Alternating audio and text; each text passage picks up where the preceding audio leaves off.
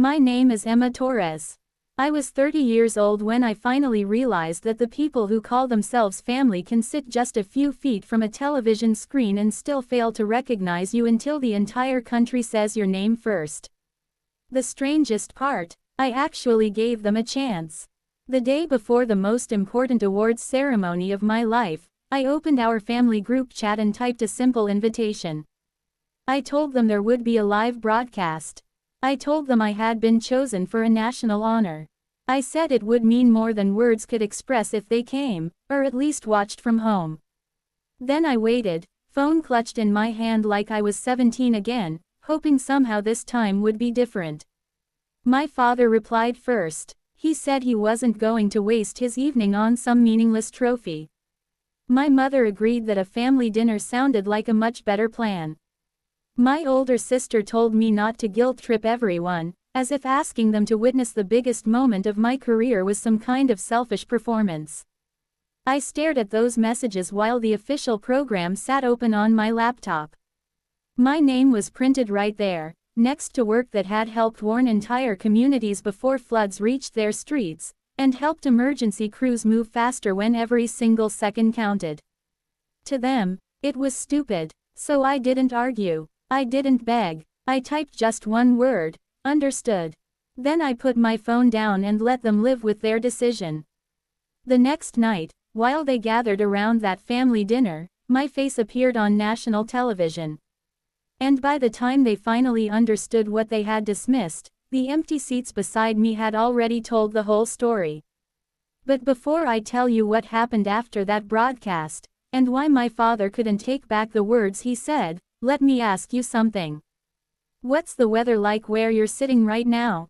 Does it match how you feel today? To understand why that single word, understood, felt like a door slamming shut, you need to know what growing up inside the Torres house was really like. We lived in Neatville, a clean, comfortable Chicago suburb where lawns got mowed before sunrise and parents knew each other by their kids' jersey numbers. My father, Richard Torres, was a high school football coach. And in our town, that meant something. People stopped him at grocery stores. Former players shook his hand at gas stations. Parents treated his words like stone tablets from a mountain. He loved being seen as the man who built character, taught discipline, and always put family first. That was his favorite phrase. He said it before games, at booster events, during school fundraisers, even at dinner when he wanted everyone to put their phones down and listen to him talk. My mother, Linda Torres, was a third-grade teacher who knew how to make anything painful sound gentle. She almost never yelled. She corrected, softened, explained, and made excuses. If my father forgot something important, she blamed stress. If my sister hogged all the attention, she called it confidence. If I got overlooked, she called it independence. My older sister, Jessica Torres, was the child who made sense to them. She was loud, pretty, athletic, social, always surrounded by people cheering her name. She played volleyball in high school, then turned that same energy into real estate. Every house she sold became a family announcement. Every new client became proof that Jessica was born to shine. And then there was me. Emma, the quiet one, the one who fixed the printer when my mother needed classroom worksheets. The one who rebooted the router when my father couldn't upload game footage. The one who built Jessica a website for her real estate listings, then watched her tell relatives she had figured out branding all by herself. My role in the family was useful but invisible. If something broke, they remembered I existed. If something went right, they forgot I had touched it. When I was 12, I entered a school science fair with a weather station I built from cheap sensors, a cracked tablet, and parts one ordered with birthday money. I was proud of that project in the way children are proud before the world teaches them to shrink. I made a display board, practiced my explanation in the mirror, and saved 3 seats near the front because I thought my family would actually come. They didn't. Jessica had a regional volleyball dinner that night. My father said it was important for the family to support her because team culture mattered. My mother kissed my forehead and said, "You understand, honey, right?" You're so mature about these things. I won second place that night. A teacher took my picture next to the board. When I showed my father later, he barely looked up from his phone. He said, "That's great, Em. Remind me tomorrow to check the Wi-Fi in the garage." That became the pattern. Jessica got flowers. I got tasks. Jessica got speeches. I got, "Good job," said from another room. In high school, I joined a coding club and won a small state competition for building a flood alert prototype. My father called it a computer hobby. That same weekend, Jessica's team won a tournament, and he invited half the neighborhood over for a barbecue. I remember standing in the kitchen, refilling ice trays for guests, while people asked Jessica to tell the story of the final point again and again. Nobody asked me what I had built. Nobody asked why my teacher had written exceptional work across my certificate.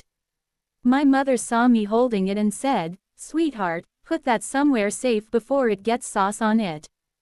That was the closest thing to recognition I ever got. The thing about being ignored. It doesn't always make you angry right away. Sometimes, it just makes you efficient. I stopped expecting chairs to be filled. I stopped asking who was coming. I stopped saying, "Look what I did." I learned to measure my success by whether the thing actually worked, not by whether anyone clapped. That lesson protected me, but it also made me lonely in ways I didn't have words for yet. I became the daughter who didn't need much. That sounded like praise in my house, but really, it was permission for them to give me less. My father would tell other people he had raised strong girls. What he meant was, Jessica had his pride, and I had his convenience. And for years, I let that be enough because some part of me still believed that if I did something large enough, useful enough, impossible to ignore, maybe he would finally look at me and see more than the person who fixed things quietly in the background. I didn't go into technology because I wanted attention. I went into it because systems made more sense to me than people did. A storm warning either came too late or on time. A road was either flooded or open. A signal either reached a dispatcher or failed. Data didn't pretend to care about you at dinner and then disappear when you needed it. After college, I joined the Chicago Climate Response Lab, a research group that worked with emergency management offices across the Midwest. It didn't sound glamorous when I explained it at family gatherings, which was probably why my father stopped listening after the word data. Our team built tools for counties facing tornadoes, flash floods, extreme heat, power outages, storms that could change direction faster than people could react. My job was to help design the prediction engine, a system that pulled in radar feeds, river gauges, traffic reports, 911 call patterns, shelter capacity, and local infrastructure. Data, then turned all that noise into warnings people could actually use. The first version was ugly. It crashed at the worst times. It flagged roads as safe when local crews knew they were already taking water. It overreacted to false signals and underreacted to quiet ones. I spent nights staring at maps until county lines blurred on my screen. I ate vending machine dinners beside people who cared enough to argue over seconds, because in our work, seconds weren't abstract. They were the difference between a school bus turning away from a flooded underpass or driving straight into it. They were the difference between an elderly couple getting a knock on the door before the water rose, or waiting upstairs with no power and no way out. The project changed for me after a storm hit a small town southwest of Joliet. The official report was only a few pages, but I read it until I knew every timeline by heart. A creek had risen faster than expected. A main road closed before dispatchers had a reliable alternate route. A rescue unit lost 10 minutes rerouting around water nobody had marked yet. 10 minutes can sound small when you're sitting in a dry office. It doesn't sound small when someone is calling for help from a house filling with water. I kept thinking, we had the data somewhere. It existed, we just didn't connect it fast enough. That thought wouldn't leave me alone. Dr. Maya Whitfield, our research director, noticed. Maya was the first person in my adult life who looked at my obsession with details and didn't call it overthinking. She called it responsibility. She gave me harder problems instead of telling me to relax. When other people were ready to settle for good enough, Maya would glance at me and say, "Emma, what's still bothering you?" And I would tell her, the timing gap, the missing local reports, the way rural roads disappeared from official maps during emergencies, the fact that warnings meant nothing if they didn't reach people in language they trusted and routes they could actually drive. Our team rebuilt the system around those questions. We tested it with volunteer fire departments, county emergency offices, dispatch centers, and community shelters. We learned that a perfect forecast was useless if it arrived in a format nobody could read during a crisis. We learned that local knowledge mattered as much as satellite data. We learned that technology had to support people, not replace their judgment. The first real success came during a spring storm season that had everyone on edge. Our system flagged a cluster of rural roads likely to flood before the official closure notice came through. It suggested moving 2 rescue units closer to a vulnerable neighborhood and sending an early alert to a mobile home community near a drainage basin. The county followed the recommendation. Later, one of the emergency coordinators called our office. His voice sounded exhausted and raw. He said, "Your system gave us 12 minutes. That was enough." I wrote those words on a sticky note and kept it under my monitor. 12 minutes. Enough time for a parent to wake a child. Enough time for a dispatcher to redirect a crew. Enough time for someone to leave before the road disappeared. That was the moment my work stopped feeling like code and started feeling like a promise. The award nomination didn't come from me. I would never have known what forms to submit or which committee to impress. A regional emergency management coordinator gathered the data after one brutal storm season. Response times had improved in several pilot areas. More warnings were delivered before roads became impassable. Shelters reported better preparation windows. People who had never met me wrote statements about what those extra minutes meant. Maya called me into a conference room one afternoon and shut the door. For one terrible second, I thought something had gone wrong. Instead, she slid a printed packet across the table. At the top was my name. She told me I had been nominated for the National Disaster Preparedness Innovation Award, and that the committee wanted to speak with the person who designed the heart of the prediction engine. I laughed because I thought she was exaggerating. Maya didn't laugh with me. She said, "Emma, you need to understand something. The world doesn't get safer because people clap for the loudest person in the room. It gets safer because someone like you refuses to leave the hard problem alone." I wanted to believe her. I really did, but some old part of me still heard my father's voice calling it a hobby. Still saw my mother gently moving my certificate away from barbecue sauce. Still felt the empty seats from a science fair that happened more than a decade earlier. So when the committee interviews began, I answered every question carefully, professionally, almost like I was talking about someone else. I explained the model. I explained the pilot. I explained why warning systems had to consider human behavior, not just weather patterns. I didn't tell them that I had spent most of my life becoming good at helping people who barely noticed me. Maybe that was why the work fit me so well. I knew what it meant to see danger before anyone else cared enough to look. The official email arrived on a rainy Wednesday afternoon while I was between meetings. I opened my inbox expecting another request for documentation. Instead, I saw the committee seal in the subject line, "Congratulations, National Disaster Preparedness Innovation Award recipient." For a few seconds, I didn't click it. I just stared at the words, waiting for them to get smaller. They didn't. The email said I had been selected to receive the award at a nationally televised ceremony at McCormick Place in Chicago. There would be emergency response leaders, researchers, public officials, media outlets, and a live broadcast segment carried by a national network. My name would be printed in the program. A short video about our system would play before I walked on stage. Then came the line that made the email feel heavier. I could invite up to 4 family members or close guests. 4 seats. 4 chances for people who had missed almost every quiet milestone to show up for one loud enough that even they couldn't ignore it. At work, everyone was thrilled. Marcus Reed, my project manager, slapped the side of my cubicle like we had just won a playoff game. Maya hugged me and said she was proud in a voice so steady it almost broke me. Communications started talking about media prep. Someone joked that I needed to practice smiling without looking like I was solving a math problem. For the rest of the day, people stopped by my desk with coffee, sticky notes, awkward congratulations, and one tiny plastic tornado from the intern team labeled, "She warned us."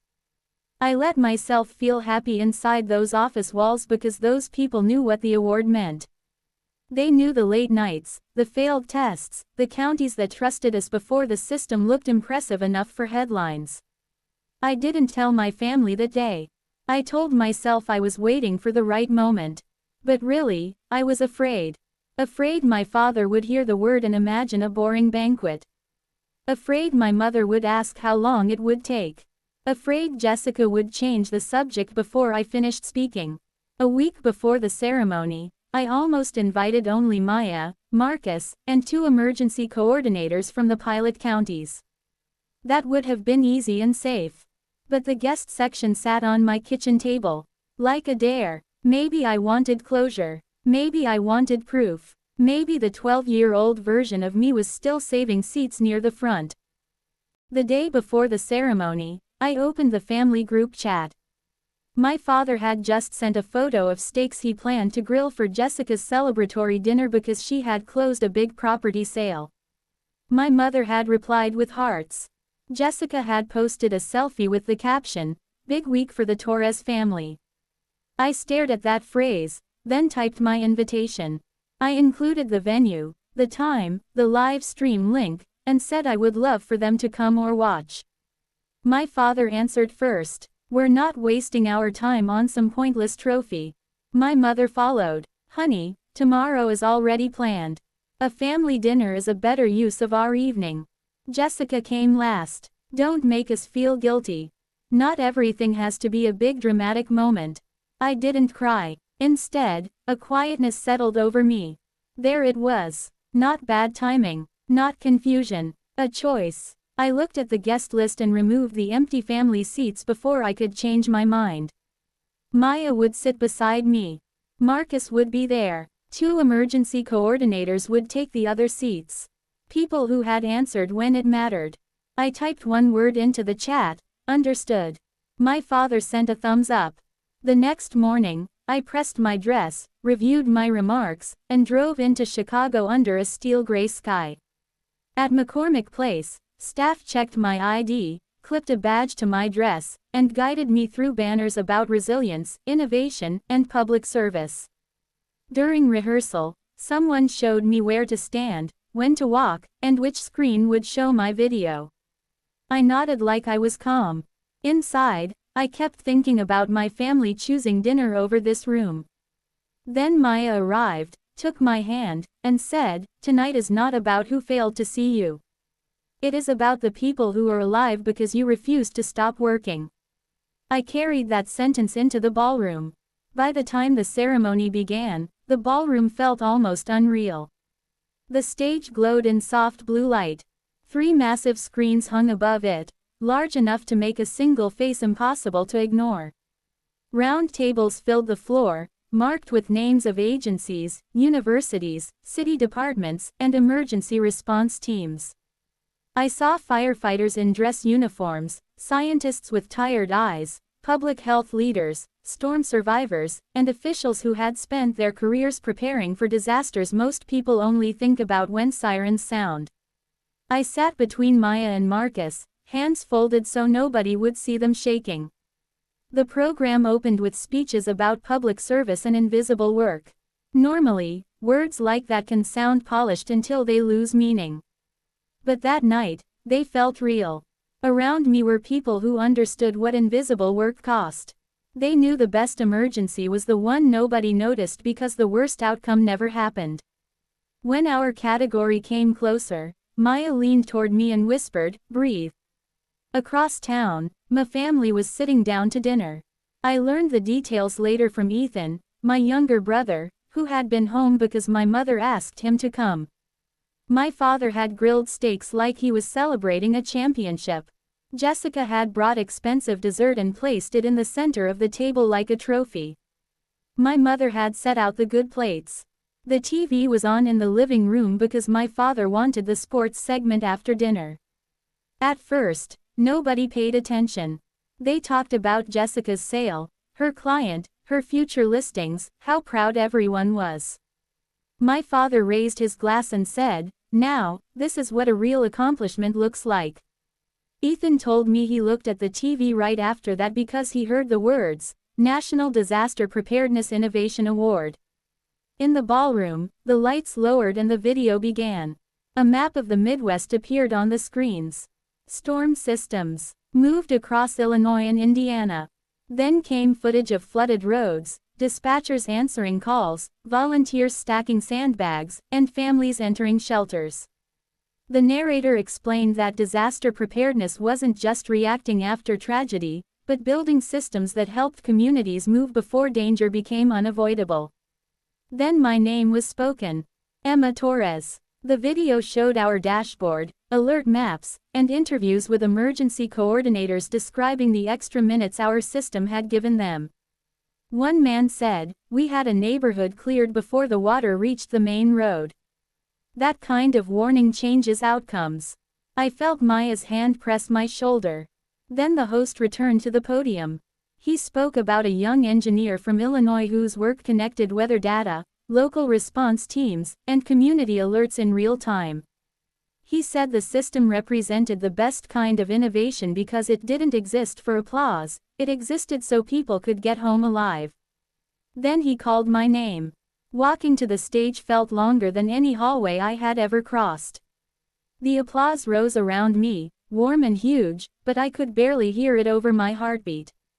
I accepted the glass award, turned toward the audience, and saw my image appear on the screens above the room. I was standing steady, holding proof that the thing my father called pointless had never been pointless at all. In Neatville, that same image filled my parents' television. Ethan said Jessica stopped mid-sentence. My mother turned from the table with a serving spoon in her hand. My father looked annoyed at first, like the TV had interrupted him. Then the caption appeared under my face. Emma Torres, National Disaster Preparedness Innovation Award recipient. Nobody moved. Ethan said the room went so quiet he could hear the refrigerator humming. The host mentioned emergency crews, storm warnings, flood evacuations, and communities helped by our system. My mother whispered, "Is that Emma?" Jessica said nothing. My father kept staring. That was the part Ethan remembered most. Recognition arriving too late, and bringing shame with it. On stage, I stepped to the microphone. I thanked my team, the emergency coordinators, the dispatchers, the volunteers, and the community leaders who made warnings matter in real life. I thanked Maya for teaching me that careful work was not small work. I did not thank my family. Not to punish them, but because the truth mattered. They had not built this with me. They had not believed in it. They had not even chosen to watch until the television made that choice for them. When I returned to my seat, Maya hugged me before I could sit down. Marcus wiped his eyes and blamed allergies. My phone was sealed on silent in my bag, vibrating every few minutes. But I didn't open it. For once, I didn't leave my own moment to manage their discomfort. I stayed. I took photos with my team. I shook hands with people who wanted to talk about funding rural warning systems. I listened to a county director tell me his staff had cheered when my name was announced. Across town, my father sat at a cooling dinner table, watching strangers praise the daughter he had dismissed less than 24 hours earlier. When I finally opened my phone, it was close to midnight. I was back in my apartment, still wearing my dress, heels near the door, the award on my kitchen counter under the same light where I had read my father's message the night before. The screen came alive before I even unlocked it. Missed calls from my father. Missed calls from my mother. Missed calls from Jessica. 2 from Ethan. Then messages. The first one from my father came at the exact minute my award segment began. Is this you on TV? A minute later. Emma, answer your phone. Then, why didn't you tell us it was this big? I stared at that line for a long time. Not congratulations. Not I'm sorry. Not I should have come. Just, why didn't you tell us it was this big? That was my father in one sentence. If he failed to care, it must have been because I failed to present the moment in a way he respected.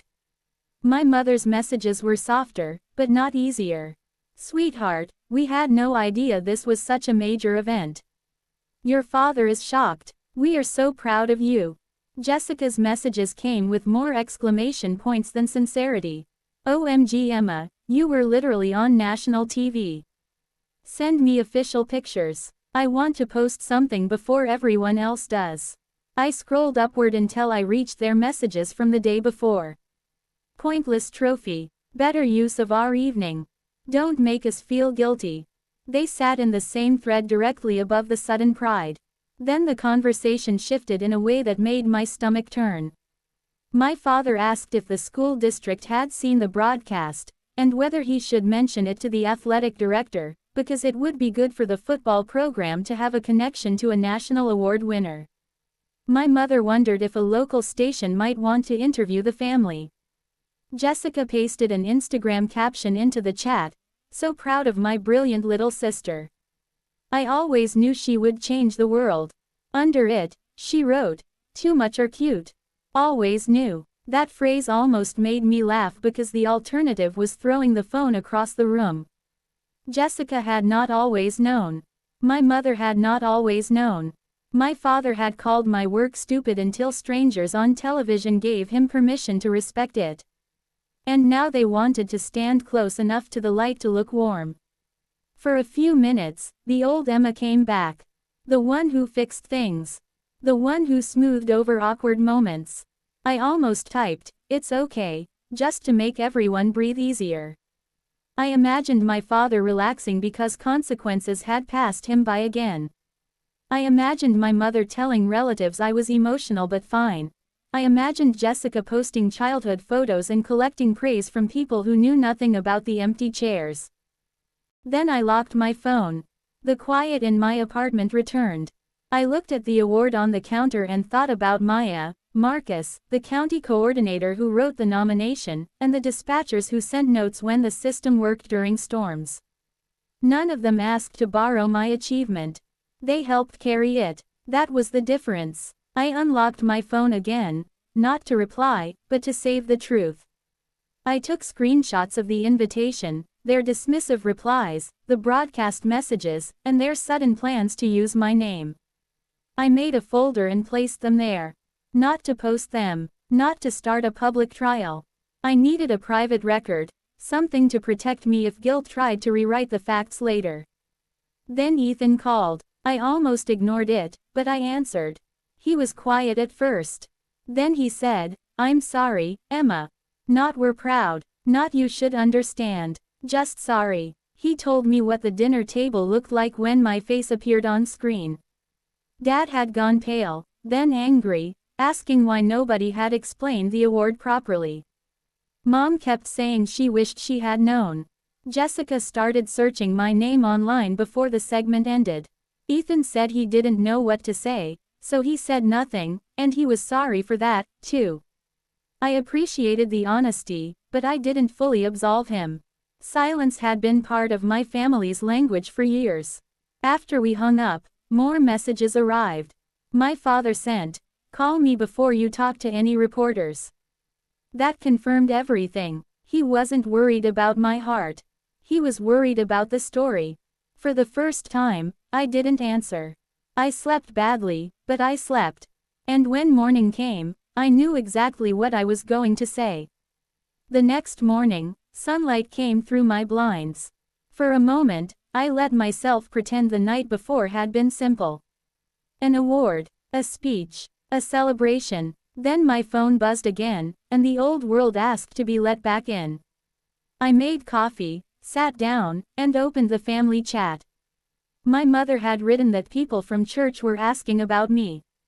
Jessica had sent more caption options. My father had asked twice whether the media had contacted me. Then he wrote, "We need to be on the same page as a family." Once, that sentence would have made me obey. Now it made everything clear. Being on the same page had always meant letting him write the page. I typed slowly because I wanted every word to be clean. I told them I knew they had seen the ceremony. I understood they were surprised. Then I told them what would not happen next.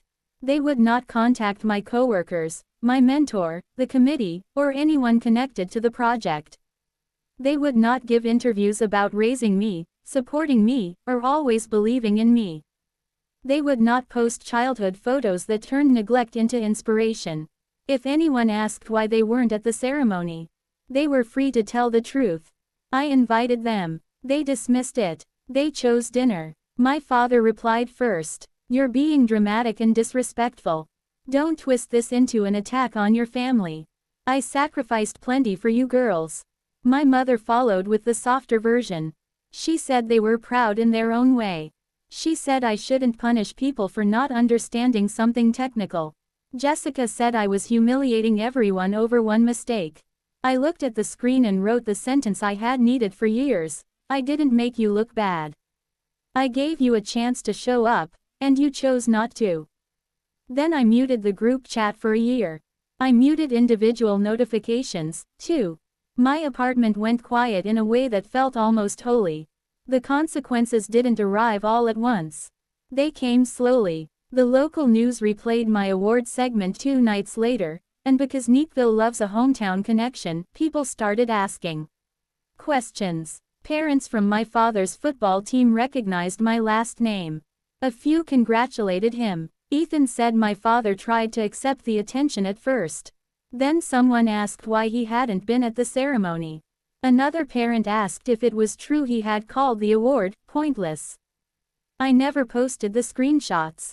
But stories travel even without evidence when enough people notice the truth. At school, the athletic director quietly gave the "family values" speech at the next fundraiser to someone else. My father still had his job, but the shine around him dulled. The man who built his public image on showing up for young people had failed to show up for his own daughter, on national television. For someone like him, that wasn't a small loss. That was where his pride lived. My mother tried to arrange a local feature through a friend, but without my permission, and without access to my team, the story went nowhere. Jessica posted one old photo of us anyway.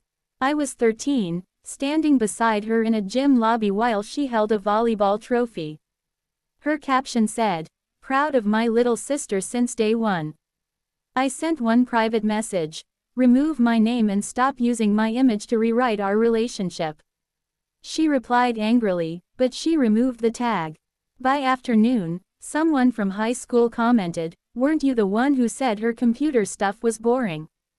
The post disappeared before dinner. That was the revenge, if you want to call it that. No screaming, no public meltdown, just access removed, just the truth refusing to bend. Just people learning they couldn't ignore me in private and claim me in public. In the weeks that followed, my life didn't become perfect, but it became quieter and more honest. The award brought attention to the project, and Maya used it the right way. More counties applied for pilot programs. More funding came through for rural alert systems. We started mentoring young engineers interested in climate response, especially students who had been told their quiet skills weren't impressive enough to matter. I told them, useful work can be lonely before it is recognized. I told them being dependable shouldn't mean becoming invisible. I told them real education isn't only about degrees or awards. Real education is learning how to value people before the world validates them, and gaining valuable knowledge about yourself before someone else tries to define your worth. Ethan and I talked sometimes. He didn't ask me to forgive quickly. 8. My mother sent messages I didn't always read. Jessica stopped tagging me. My father never gave an apology that reached the root of the wound. Weeks later, he sent, "I hope you know we are proud." I looked at it for a long time. And I realized I no longer needed to know what his pride was worth, after his choice had already been made. I didn't answer. Maybe one day there would be a conversation. Maybe not. Healing doesn't require giving people the same access they used to hurt you. Success didn't fix my childhood. National television didn't turn my family into the people I wish they had been. A trophy didn't make my father understand me. What changed my life was the moment I stopped treating his attention like proof of my value. Family isn't proven by who claims you after applause. It's proven by who respects your effort when there are no cameras, no headlines, and no audience to impress. You are allowed to protect the parts of yourself that took years to rebuild. You are allowed to stop inviting people to the front row of your life when they only show up after the world tells them the seat is valuable. Sometimes the most powerful revenge isn't making people suffer. It's becoming whole enough that their approval arrives too late to control you. Our team at Revenge and Broken Trust works hard to create meaningful, emotional, and carefully crafted stories that leave viewers with valuable lessons. This story is completely fictional and created for educational purposes, with the goal of sharing thoughtful messages and positive life lessons with our audience. Thank you for listening all the way to the end. If you enjoyed it, please support us with a follow so we can stay motivated to create even more powerful, high-quality, and engaging videos for you.